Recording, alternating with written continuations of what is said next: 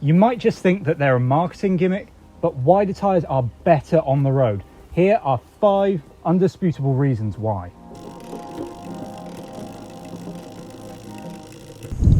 Who remembers 23mm tyres? We do, and we know some riders that are clinging onto them.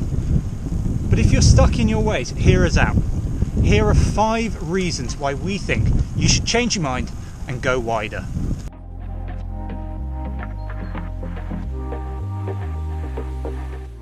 The fastest tyres on bicyclerolling-resistance.com measures up at 27mm.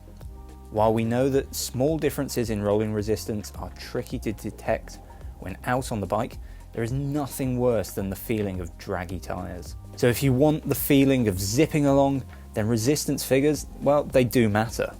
The lower rolling resistance is down to a shorter but wider contact patch.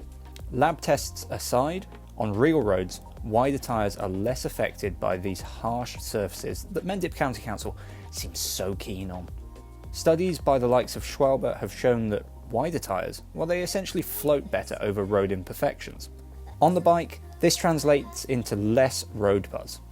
This should keep your body feeling fresher for longer, and when you're fresh, you're fast.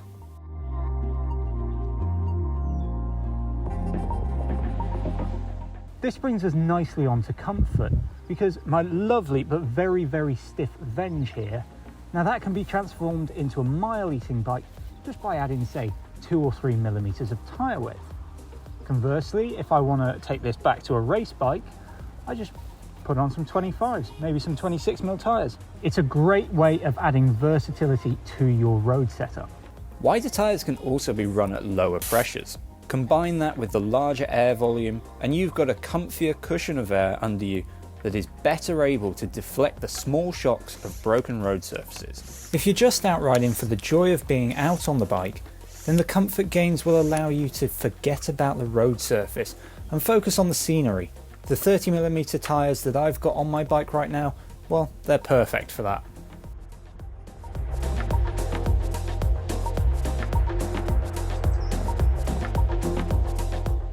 One of the benefits to the bigger contact patch and the tyre's ability to float over broken road surfaces can be found when we get ourselves into the corners. With wider tyres, we think that the bike feels more planted in the corners and they're less affected by patches of rough tarmac mid-corner that could throw you off your line. You do have to be careful with the pressures though. Go too low and the tyre can squirm underneath you. That's not something that you want. Not only will it be slowing you down, but also it'll feel very loose when cornering.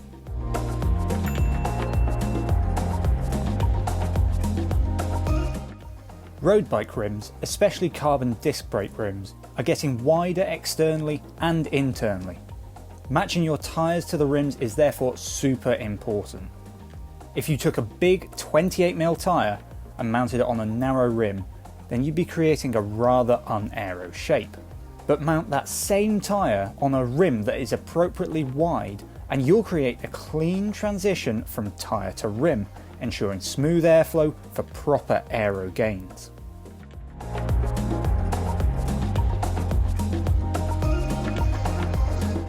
The added air volume means that in theory you're safer from pinch punctures. While we certainly feel more confident over broken tarmac, we wouldn't advise slamming your wheel onto an edge of a massive pothole to test this one out. Similarly, the lower pressures that you can use in wider tyres mean that the tyre will be more supple and better able to deform over sharp objects. Again, in theory, this should result in fewer punctures, but we know that luck often plays the biggest part in avoiding flats. Going too wide can have a negative impact on speed. Various research from the likes of Specialized, Schwalbe and others suggests that the sweet spot for speed sits between 25 and 28mm. How wide you end up going depends on the riding that you'll be doing. If you're a racer and you're looking to go as fast as possible, well, we wouldn't recommend going above, say, 26 or 27mm. But for those of you that like just getting out in the lanes on your bike, well, you can go as wide as you want. The pressure that you use ultimately will depend on your setup, weight and riding intentions. Make sure that you don't just pump to the pressure on the sidewall. Play around with your pressures and don't be afraid to mix and match front and back. You'll also need to consider what your frame will actually take. Don't try and mount a wider tyre in a frame that won't take it. Annoyingly, it wouldn't be cycling if it was crystal clear. Big riders that race might still love the extra volume of a wider tyre for more grip and more comfort. And so might a smaller rider that prioritises that comfort over speed. So, what's your take on the whole situation with wider tyres on the road? Will you be making the switch from 23s, or are you just dead set in your ways? Let us know down in the comments below. As ever, thank you very much for watching. Remember to give it a thumbs up if you like the video and subscribe to see more of this stuff.